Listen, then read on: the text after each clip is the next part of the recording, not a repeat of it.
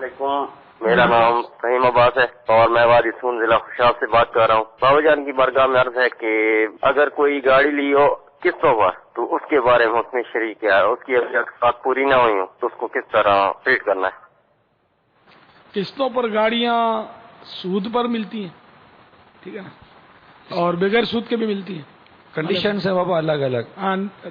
تو جو جیسے کہ سود پر تو ظاہر حرام ہے۔ اب اقساط اور انسٹالمنٹ پر جو چیزیں آج کل بیچی جاتی ہیں اس میں اور بھی کئی ایسی شرائط یہ لگا دیتے ہیں، مثال کے طور پر پینلٹی لگا دیتے ہیں،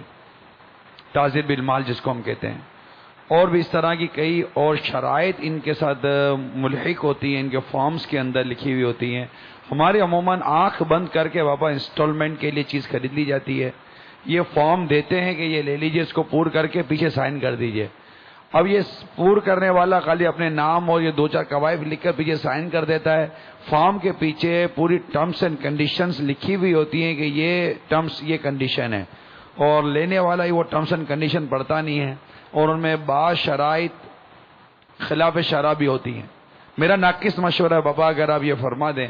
کہ اس طرح کی انسٹالمنٹ پر جو شرائط ہوں اس پر دارالفتہ اہل سنت سے اگر رہنمائی لے لی جائے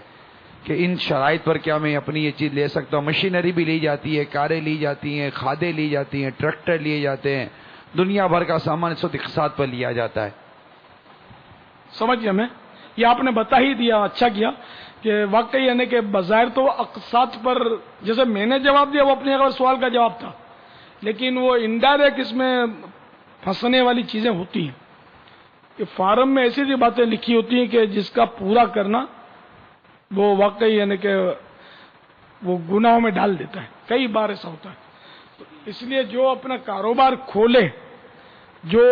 شراکت داری کرے، پارٹنرشپ کرے، اور شرطیں طے کرنے سے پہلے وہ شرطیں لکھ کر دارالفتہ اہل سنت سے اوکے کروا لیں۔